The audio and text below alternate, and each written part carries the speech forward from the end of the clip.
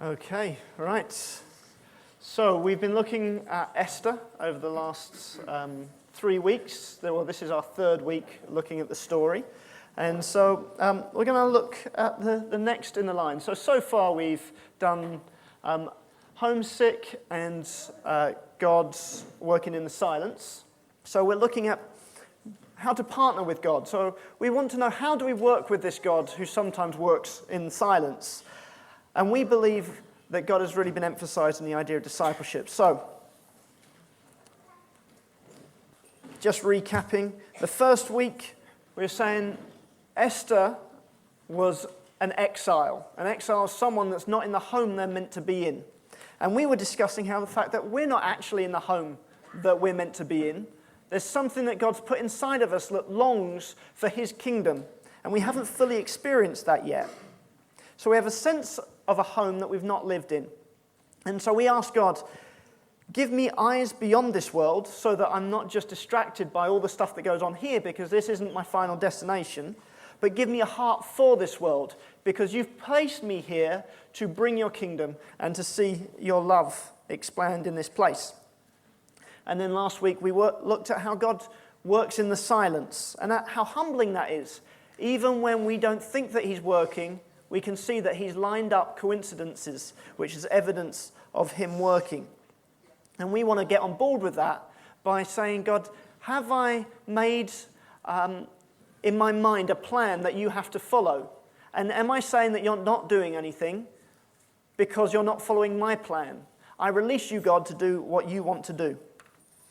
So, this week, we're going to build on how do we work with that God. And we're talking about being improved by input, by what you receive into you, helps you be ready to partner with God. A few years ago, we had a meeting with the church leaders to reflect on where do we want to be in 10 years' time. And we considered, you know what, one of the things that we want is that there's different people sitting in here having this discussion in 10 years on. That we've been able to grow up another group of leaders that are thinking that same question. And we concluded that the thing that we needed to be doing in order to make sure that happen was discipleship. And we looked at that on a couple of times. A couple of years back, well actually about this time last year, 2 years ago, we looked at discipleship. It's something that God keeps emphasizing to us again and again.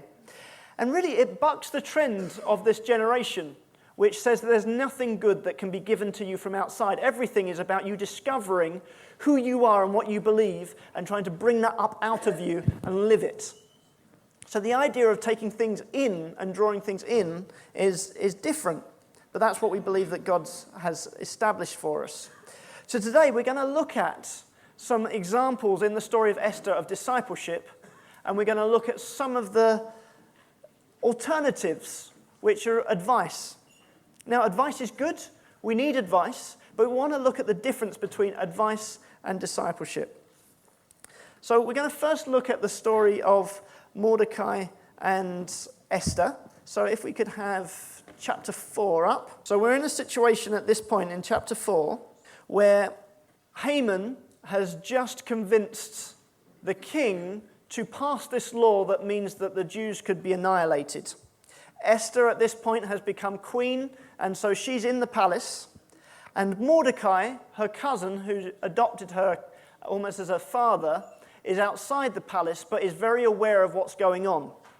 And so he's just seen the information, and he's just reported it. Well, he's actually in mourning, so what they used to do was they had put on sackcloth and ashes, and he's been wailing for a little while now. Esther hears that he's outside and sends her servant called Hathach. So we see from scanning through from verse 6, so let's take it from verse 7. So Mordecai tells her servant everything that has happened to him, including the exact amount of money that Haman has promised to pay into the royal treasury for the destruction of the Jews. He also gave a copy of the text of the law that was predicting their annihilation. And he says, show all of this to Esther, explain it to her. And he told Hathach to instruct her to go into the king's presence and beg for mercy and plead with him for her people. So Hathach's going back and forth having this conversation. So he goes back to Esther and explains that stuff to her. Then she sends him back to Mordecai saying, all the king's officials and all the people of the royal provinces know that any man or woman who approaches the king in the inner court without being summoned, the king has but one law, that they be put to death, unless the king extends the gold scepter to them and spares their lives. But 30 days have passed since I was called to go to the king. So what she's saying is, you want me to go and plead? If I've not been summoned, if I walk into his room without having him request me, I could be killed for that. She's saying, Mordecai, do you realize what you're asking? So then Mordecai sends back a reply. Do not think that because you are in the king's house, you alone of all the Jews will escape. If you remain silent at this time, relief and deliverance for the Jews will arise from another place. But you and your father's family will perish. And who knows but that you have come to your royal position for such a time as this? Esther receives this message, and then she makes a decision. So she says to Mordecai, go gather together all the Jews who are in Susa, the capital city, and fast for me. Do not eat or drink for 3 days or nights or day. 3 days, nights or day. Need to be specific on that one. To be honest, if I was start fasting for 3 days, you'd have to be that specific with me. I and my attendants will fast as you do. When this is done, I will go to the king, even though it was against the law, and if I perish, I perish. So Mordecai went away and carried out all of Esther's instructions. I spent some time kind of imagining what that scene would have been like. I think it would have been really tense. It would be a real fiery conversation. It's particularly difficult having to do it through an intermediary. Hathach sent forward and backwards. It's worse than trying to talk to Sierra Leone through Skype. The things that get missed in that translation of Skype is always a problem. But it was a fiery conversation. So what do we see? Let's go back to the presentation. There's a lot at stake.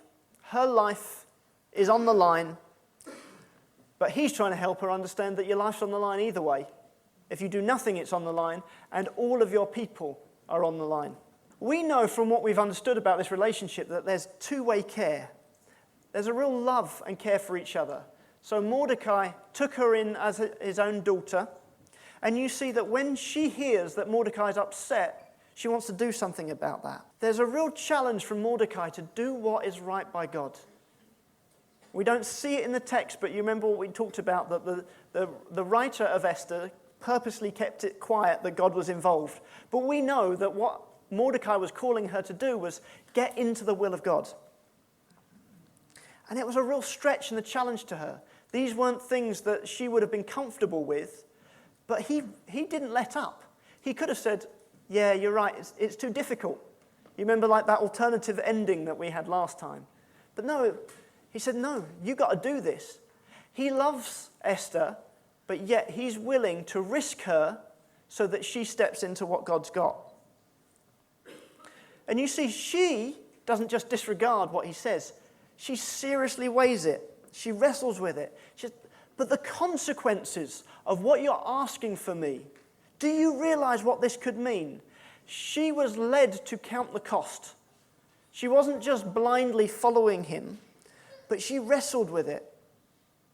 And then once she wrestled with it, it didn't just stand as a device that she'd accepted. She did something about it. She came up with a plan. And it wasn't good enough that she just did what he said. She had to come up with her own conviction. These are things that we look for in discipleship relationships. We want to see two-way care. A clear loving and trusting, a commitment to each other, an ongoing relationship over a period of time. We want to see that calling in to God's will, that stretching and challenging. And we want to see people come with their own conviction of things. Don't want them just to be machines that just copy what they're told. We want them to become owners of the things that God's called them to.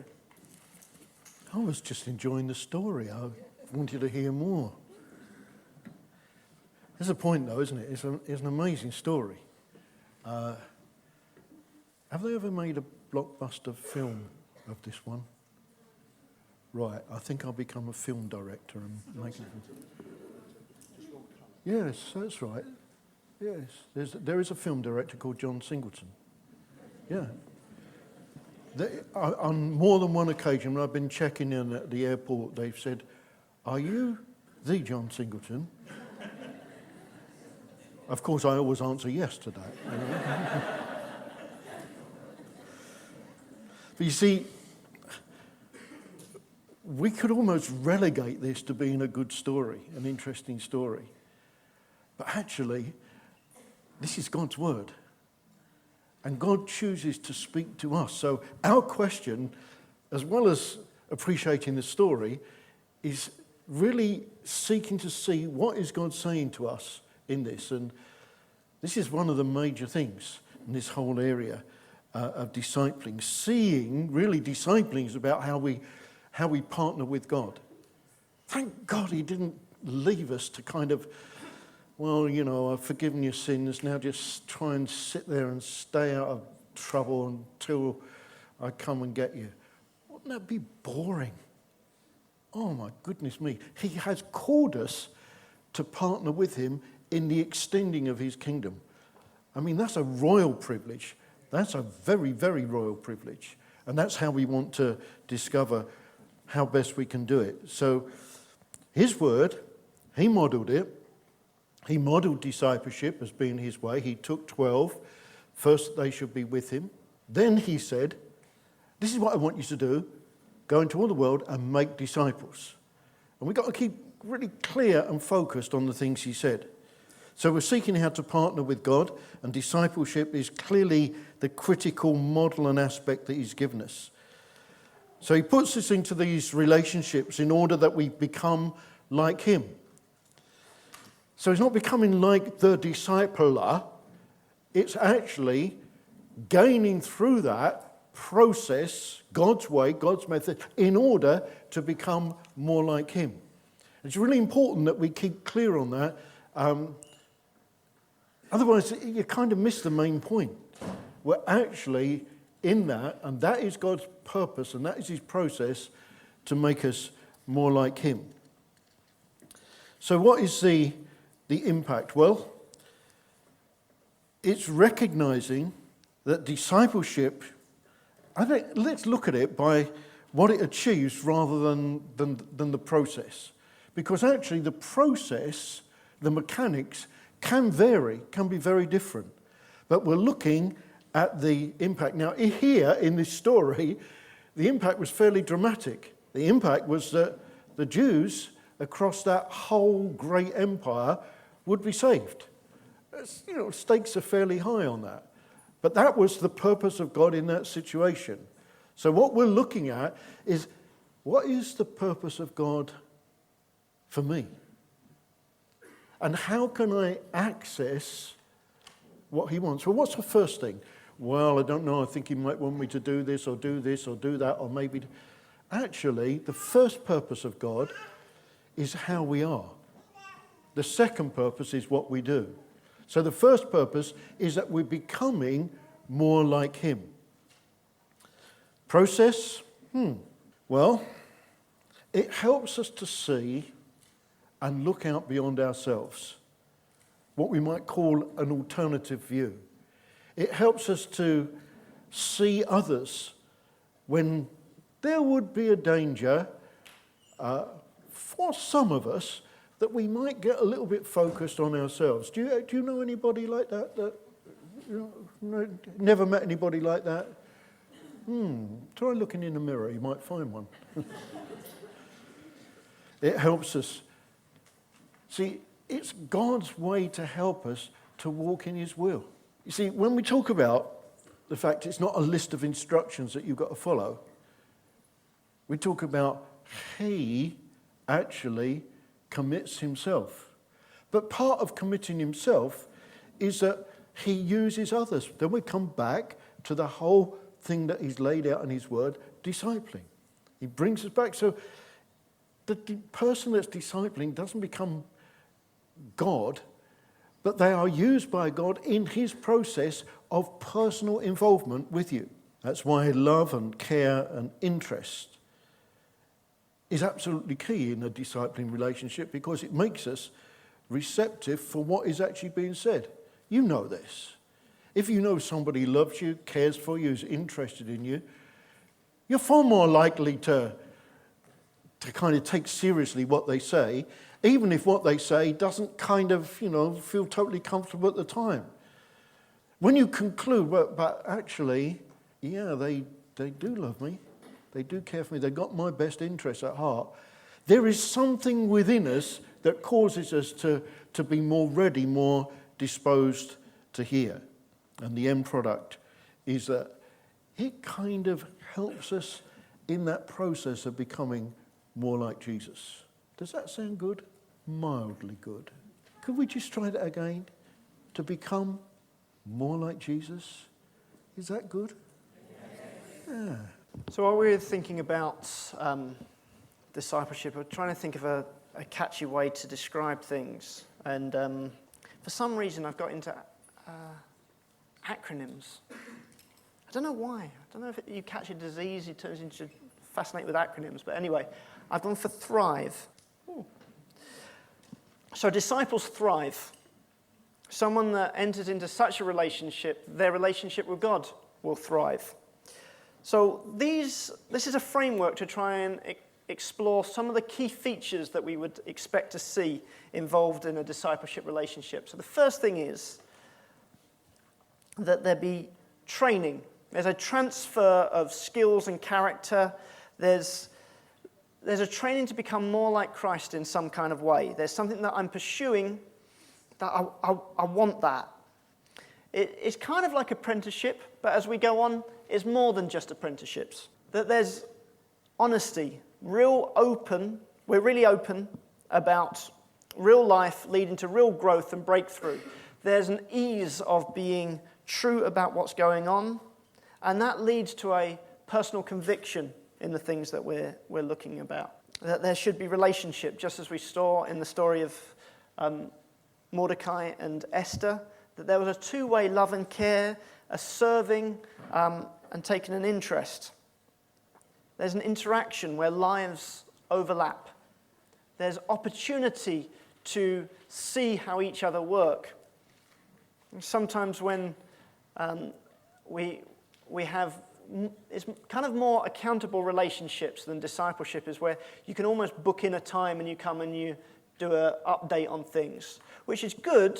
I'm not saying that that's bad, but you don't get to see how each other react. So when I'm with a young person, I take them out for a milkshake, we sit there and we chat about how's school going, how you're getting on, how your parents treating you, things like that. And that, oh yeah, no, we're doing well.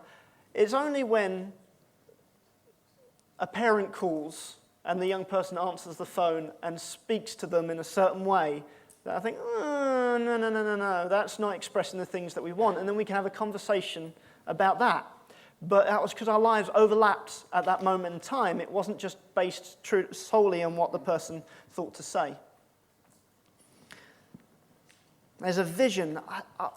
I want to see the person I'm discipling develop, and I want to even be able to participate in that process or give them suggestions of how I see that happening. And there should be an exempling of Christ-likeness. They must be able to see some of these kingdom principles being lived out. And we know that we would have seen that kind of stuff with Mordecai, for Esther's perspective. We knew that he was a man of integrity. We see that he's risking his life because he wouldn't honor Haman when he didn't deserve it. She would have witnessed things about the way that he lived that really helped her thrive in her relationship with God. And so as a way of thinking, is this a discipleship relationship, or does it have thrive in it? Now, we've started by talking about the impact before we're talking about the mechanics, because the mechanics can change and we can get kind of fixated on, all right, I need to see the person this many times a week, I need to talk about these things, and it needs to be in this setting. That stuff, that's not the key thing that we want to focus on. The key thing is, what does it lead to? What is the change that it causes? And if we think about Mordecai and Esther's relationship, you remember when we knocked down the dominoes? Was God's purpose served by that individual? That's what we want to see. Is that person becoming more Christ-like at the end of the day? Do they love and obey God better? Is that the development that we're seeing? That's the most important thing that we want to see. As I say, the mechanics, there's things that you've got to work out that work for you in your relationship. So I often meet with the young people, we go out for a milkshake. Now, if my dad has been discipling me and I just copy the mechanics, I'd be taking them and we'd be having cheese and wine together. Now, I don't know, David, cheese and wine? Milkshake. Where are you at? Milkshake, okay. So we need to be able to adapt these things as and when, but there will be challenging conversation. There will be demonstrations of love and care, both ways, serving. So let's have some live examples. So can I have John, Dawn, Fernando, and Avril? I want to have these guys come and chat with us because there's some things that I think we can see from the way that they've related that might be interesting for us. All four of these guys are talkative, so we'll see how we get on. So let's first look about the impact. So, Avril, you would say that both John and Dawn have had input into your life. You would probably say that Mum knows everything about you. What has been for you the impact of this relationship? I think it's been challenging, but it's also been, I've just known a real sense of interest and care. And Donna will often just texts me when she knows something's happening, or just in a way that always really touches me, thinking, oh, it's like she remembered that. That really means a lot. But she's also very annoying. Okay, we get onto the annoying. What difference has it made for you? So what's been the outcome of the relationship, would you say? I'm interested. I think for me, the sense of someone walking with you is very encouraging. And also, when someone walks with you, they also see the bits where I might be going a particular route. So I'm a bit of a schemer. So I always have a plan, which is seldom God's. And Donna's been very good at just helping, saying, really? Do you think that's really what God said to you? Yes. And kind of helping me really just find my way in God, really. Okay, so if we think back to the Esther-Mordecai relationship, Esther was scheming. Her scheme was keep my head low, just keep quiet. And Mordecai's role was to say, how do you put yourself into the will of God? And that's what we're seeing there. John, you've been impacted by your relationship with both Avril and Fernando, but Sure. As someone that's been discipling, what for you has been the impact? Okay, I think there's a real joy in seeing people progress and develop in God. I think there's a benefit from being challenged. Why do you do this? Why do you say this? Why do you think this? Obviously, so that I can always prove that I was right anyway. And I think also, we're talking friendship and relationship, companionship, which is something that we all really know and appreciate. And learning how to respond. I think it's a great learning exercise for anybody that's discipling. Fernando, when we're talking about Thrive and the E being exempling of Christ-likeness, what have you seen exampled by John that has challenged and benefited you? Well, it's been a big changes in our lives, and they are an example as a couple, as friends, as Christians. And for me, the way I approached to Marisa, I've been challenged. But one of the things that impacted me the most was when he said, it's not what you say, it's how you say that make the difference. So perhaps I say the same thing with love, and the impact is bigger. Okay. Well, it was quite interesting when we were talking about it before. We realised that John actually got to model the very thing that he was challenging Fernando on. It was a very gentle correction to show maybe a gentle correction will get you a better result at the end. Dawn, what have you gained from your relationship with Avril? I think I've been very challenged the way that when Avril feels that God's told her something, she will pursue it. And I found that to be, made me look at my life to think, where am I doing that? Or where am I just ducking out? Okay. And you've talked about experiencing challenging from her, which yes. She's got a certain phrase that she... Yes, I don't like being challenged, because I'm normally right. Or I think I'm right. And Avril will say to me, I'm just wondering, and I know that the fist is coming out because she's going to have something that she's going to bring a different view to me when I need or feel I need to challenge something in Avril. I feel like Esther going to the king. You talk about putting on your tin hat. Yes. My tin hat. We share a tin hat. So you can begin to see that though there is a real recognition of Avril that she's coming to draw from what Dawn's got, that she's not passive in that. She will still challenge and confront and be a friend both ways. And it's important that we don't put people on a pedestal where they can't be challenged, because that's also how we learn and how we grow at the same time. Okay, now let's look a little bit about the mechanics. Avril, how does the relationship actually work? I.e., do you have appointments, agenda? Do you have an exclusivity contract where only Dawn has the right to know what's going on? How do you get your lives to overlap? When I first got to know John and Dawn, I always wanted an appointment in the pink room. And it would often... The pink room's now green. Then the green's pink room. And often I would end up walking around with Dawn as she was cleaning the toilets, or John would be changing a plug at the same time. And I never felt I had the full attention. But I think that's how it's continued. So we talk in life. We don't have appointments. I'll pop in. And that's changed over the years in terms of the way our lives are. And I think as well, it's just kind of how we fit in and overlap in lives, really. Yeah. When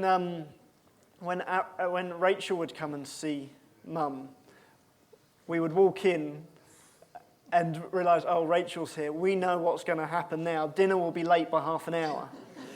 So this kind of, in life, it has a knock-on effect for everyone. So Avril will often drop in, which suits the lifestyle. Other people live in a situation where you can't do the drop-ins as regularly, but there has to be an intentional, how are we going to make our lives overlap? You actually had an example of how you provide that for other people, the opportunity to overlap in terms of airport runs. Yeah, so, I mean, certainly the people that I connect with, there's many opportunities for just, it might just be we go a walk, or if somebody's got a dog, sometimes we do dog walking, or just like if we need to lift to the airport, or just go out for a meal or something. So it's just ways that aren't appointments, I think, are really important. There's times when you need to talk properly, but there's a lot of times we just need to just chat. And in terms of exclusivity, I talk to lots of people, because I am a talker, but Dawn would be the one who would know everything, but I would talk to friends about different things. And you'd bounce opinions? Yeah, and I would maybe say to Dawn, somebody was saying this to me, or somebody, we were chatting that through, and yeah. Okay. Fernando, you're a man of many questions. What kind of questions do you ask John when you're with him? Well, I ask personal questions about my relationship with Marisa and my kids. I also, because we lead in groups, the house group and main group, it's a lot of questions and a lot of things that I don't know that I have to seek advice from John. And he's a wise man and he always helped me. So do you send an agenda ahead of your time of seeing John saying these are the things that we need to discuss when we're together? How do you do it? Not necessarily. So sometimes I highlight the things in particular when something is going on in my life, whether it's the leadership or not. I highlight the points and I present it to him because I need that feedback. I need more because I don't have answers. Do you physically highlight? In my brain. Okay, right. So you're collecting things of life all the time, and you're thinking, that's something I need to explore. So then when you have the opportunity, you're, oh, yeah, I was thinking about this, I was thinking about this, I was thinking about this. Yeah. And you're asking, what's your thoughts against those things? Okay. When was the first time you realised you could be as open and vulnerable to John and Dawn as you are? Well, I did turn up on their doorstep pretty much the first time I interacted. I'd fainted on a tube, and they were the only number I had at the time, and I'd just moved into this down here. And so I'd fainted and been very sick, and I didn't know what to do, so I'd called them, and I felt a bit embarrassed, but I said, I don't know where I am or what to do. I was very sad. And John said, get in a taxi. No. And she didn't have any money to pay the taxi. I never have money. And John had said, get in a taxi. And she's never repaid us. And he said, get in a taxi and come to us. So I arrived at the door looking very sad. And Dawn opened the door. This is the first conversation I'd ever had with Dawn. She opened the door and she said, let's get in a bath. So after that, to be honest, it was quite easy. But I think there's layers, isn't there? As you get to know somebody and as you trust people, there's kind of layers. Yeah, so you could say almost metaphorically, if someone is willing to bring you into their house when they're covered in sick, you can be pretty vulnerable with that person. Yeah. John, what was your... do you have higher expectations of Fernando and Avril? What do you demand of them? I think we've got to just be careful on that. I think, yes, I would have higher expectations, but that's different to kind of having a kind of exclusive set of rules. So expectations because of the closeness of relationship and the things that we're doing, but not a demanding. So I would expect that Fernando will talk something through because I know what he tends to do and how the conversations that we have. I would not think, Fernando, you talked with somebody else before you talked to me. How can that be? That moves it into a kind of unreal, unrelational, legalistic position. So it should be something from the heart. And yeah, I think, again, because of the relationship, if I asked him for something to do something, yes, I would have a high expectation. But equally, I would find it easier to ask somebody that I'm close to, that engage with, that we're walking things together, than somebody who wasn't in that situation. So I think it comes out of relationship. Yes, I would expect, well, let me just separate it. I would expect that Fernando would be ready to hear.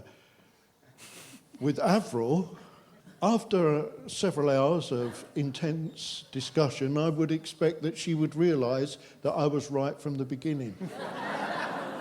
You've said in regards to that you know for Avril's good that sparring helps her. Yeah. Well, just explain that.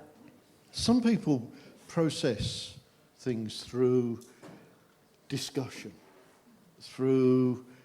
but I think this, and I think that. And in the end, it's not about winning an argument. It's about sharing what you feel is God's word, God's heart into a situation, and trusting that the Holy Spirit will make that real. At the same time, being ready to hear that there are different ways to approach it. And you wouldn't necessarily be that way with each person. So there's an adapting to the needs of the person that you're... Yes, yeah.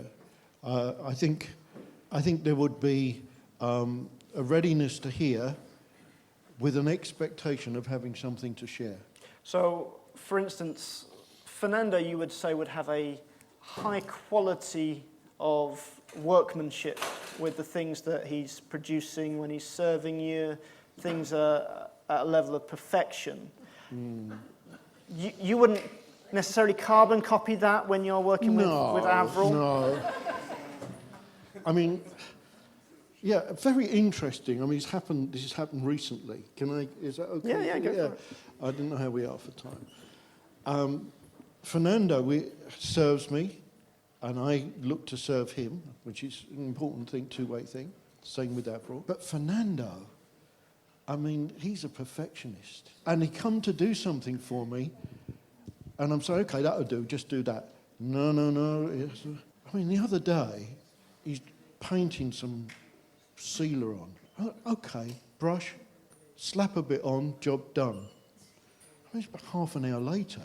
And I'm like, yeah, all right, okay. Probably a day or two after, Avril invites me to go and help her show me how to drill.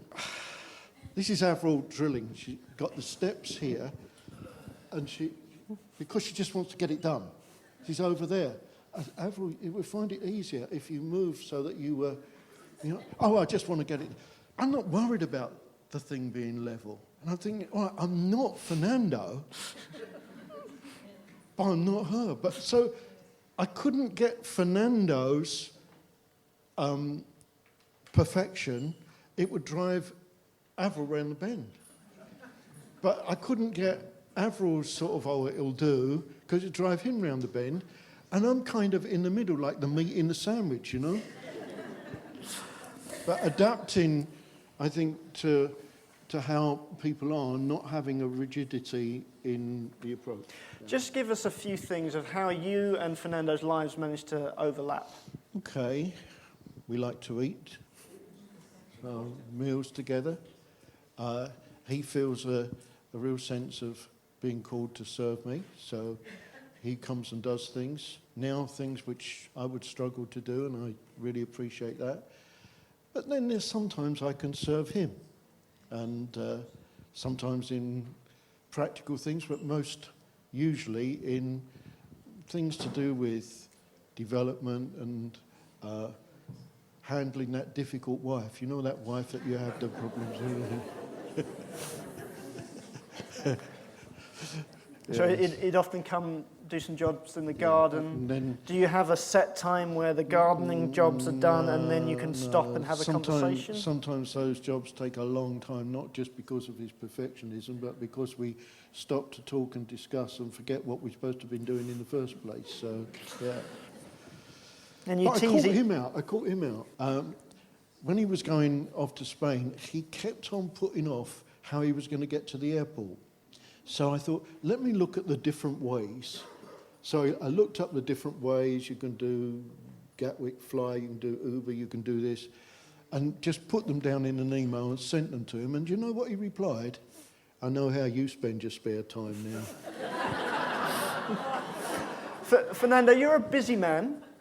Why do you give time to do garden tasks for John? First of all, because I love him, and I feel that I got a calling to serve him. But we use that time I use every time I have the opportunity to spend with John to fire questions and get more information. And it's building this relationship that God put before us. So, yeah. Okay. So it's a real desire to serve, but at the same time you're gaining from it and benefiting at the same time. Yeah. Okay, Avril, tell us the phrase, put the pen down.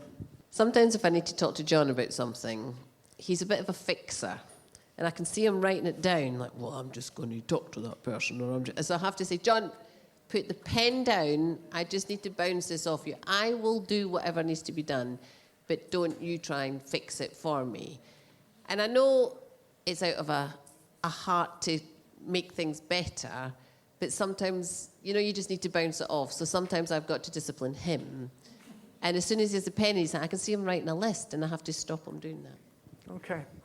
All right. Thank you very much, panel. Jamie already said that getting advice is very useful, very helpful. I think that for us, in our development together, we need to get some clearer understanding of this very, very important thing that God is constantly underlining to us, talking obviously discipleship.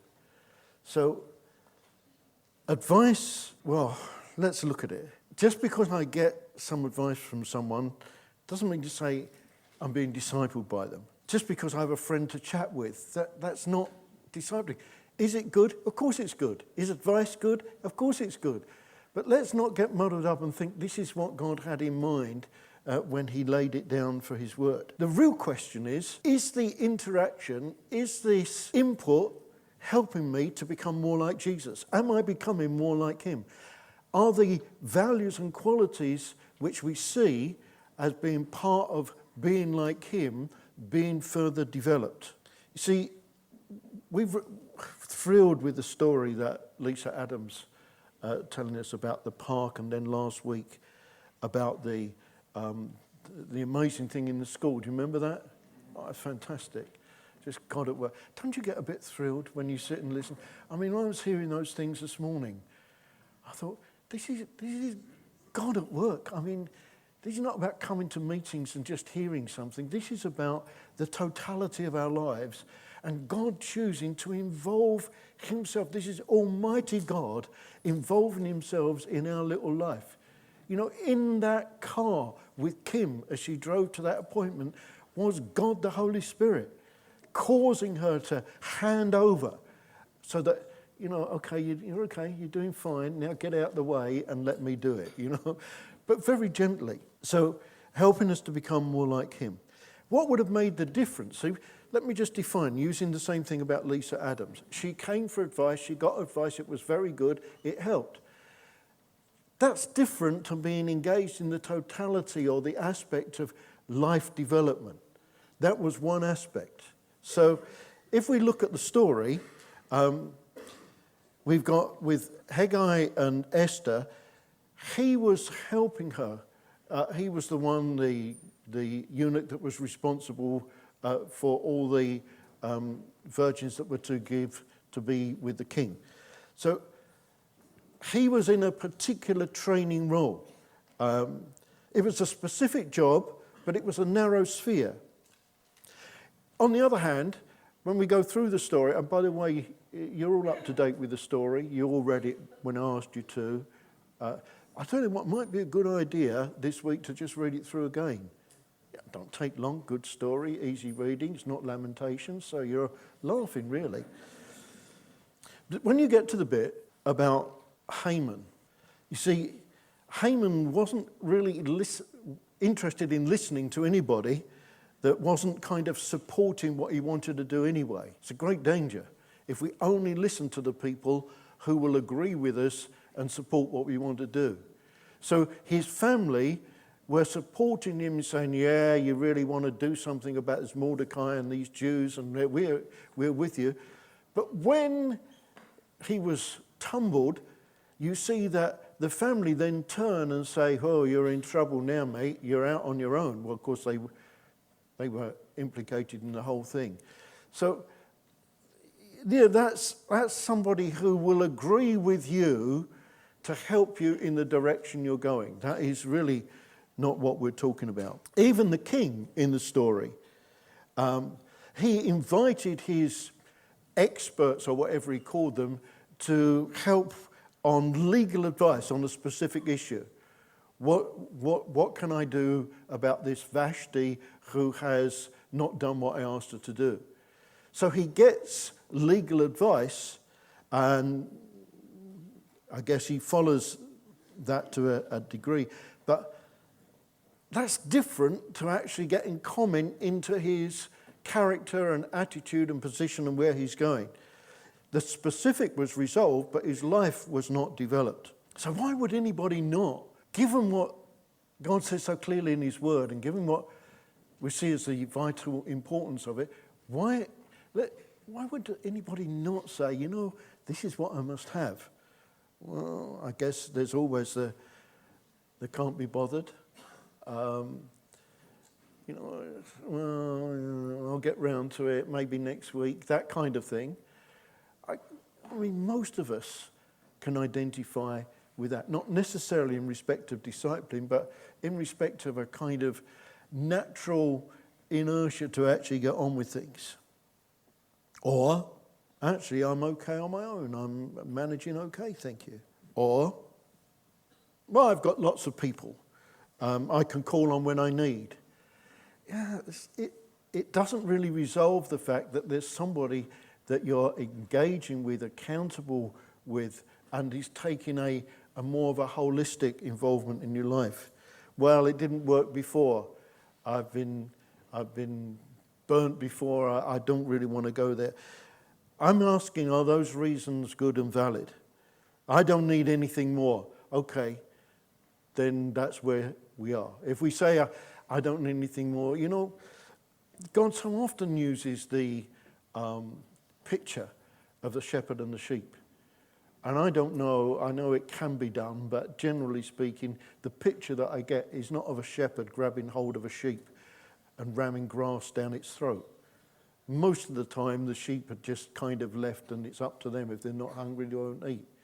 So I think that basic hunger is what's required, that desire to actually want more of God, to become more like Jesus. If we don't have that.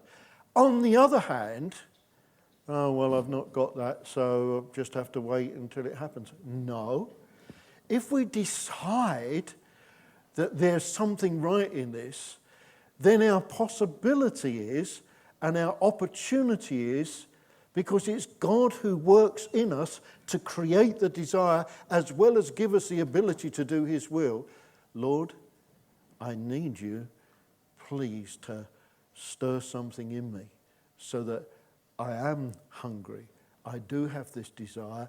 I do want to become more like you. And I do see that discipling is a key and critical part that you have determined. So that's the one way. What about discipling somebody else? I'm talking now, up until this point, about being discipled. What about being willing to do that? Wouldn't the questions there be, if this is right, who am I discipling? And how does it fit with what we're doing, with what we're saying? And if I'm discipling, what are they looking for? And am I fulfilling that? What are they learning from me? Not just about skills, but about my character, my reflection of Christ. I think it does raise some very important questions that we have to think and consider. I received a request to say it again. Who am I discipling? What are they looking for? What are they learning from me in terms of Christ-likeness? Receiving, let's come back to that.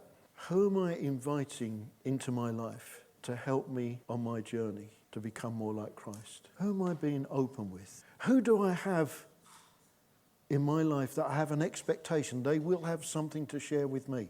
They'll have something to help me in this journey to become more like Jesus. Who has some particular gifting, skill, character that I know I need and want and believe God's given to me to develop in that way? When we were talking about this, your mind goes back, and I was thinking of the first experience I had of this way back.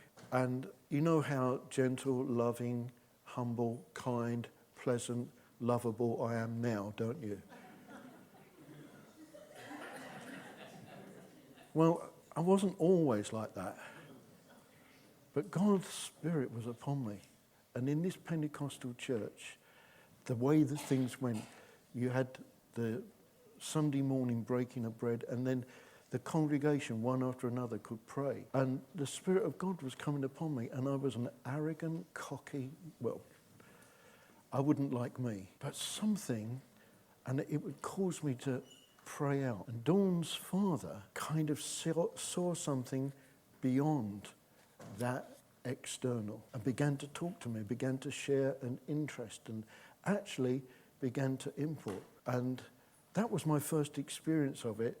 But today, I stand here feeling great value of that import and the things that he took the time and trouble and opened his life to share with me.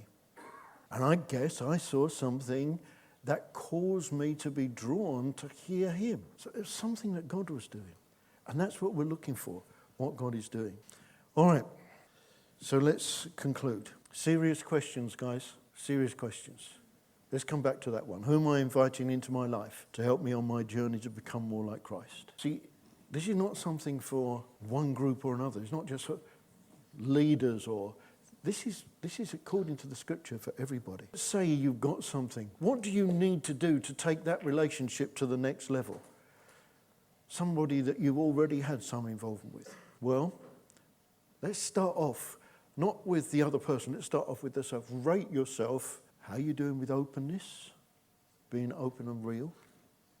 How are you doing with serving? God's chosen process and way of communicating. Love. How are you doing with loving? What are you doing to pursue time together? And in each of those things, what action? Because we're not just interested in words, because that would reduce us to be hearers and not doers of the word. So what action could you take to improve on the above? In these days, we're seeking that as a people, we would get a clearer understanding that where things have somehow sometimes gone a little bit lack of clarity, to come back to what God requires. But it's not like preparing to do some sort of advanced exam. This is about the way God has laid out for us to become more like him, for us to grow up in him. So it's really important. It's really important generally, but it's really important to us specifically because we recognize, let me come back to what we've already heard today, the engagement of God amongst us in so many different things. We recognize that God has set some very significant things before us. Therefore, we're members of his body. And you know, he uses the picture, amongst others, of the physical body. Members of his body. Remember, they first of all have a place of belonging. You remember what we've shown before? If Jamie comes and stands on my toe, I will not say, it's a long way from my head, why should I bother? I will say, my voice will say, please get off of my toe. And if he fails to do so, other parts of my body will engage. I will remove him because I'm caring for my part of this body. And if I stood here like this, and in order to sit down, Jamie and Jamie had to pick me up and put me on a chair, you would say, poor John, he's lost the ability to be able to move. This is not about belonging, this is about the body functioning, lost the ability to move. See, God requires not only our belonging and makes provision for that, but also our functioning, not to do jobs as much as to become a reflection of him, to become more like him. Because, you know, it's how we are that's more important to him. And actually, what we communicate in the end is about how we are and what we are beyond the strength of any words we can say. So these are days where God is speaking to us about coming forth, training, developing. Have some questions to answer. On that thing, it says, who am I inviting in? If you look at Jesus' example, he asked the disciples, so can it go both ways? Yes. Can you see something in somebody and Yes. say, I want to invest in you? Dawn's father-in-law saw something in me. I never went to him. I think it can be both ways.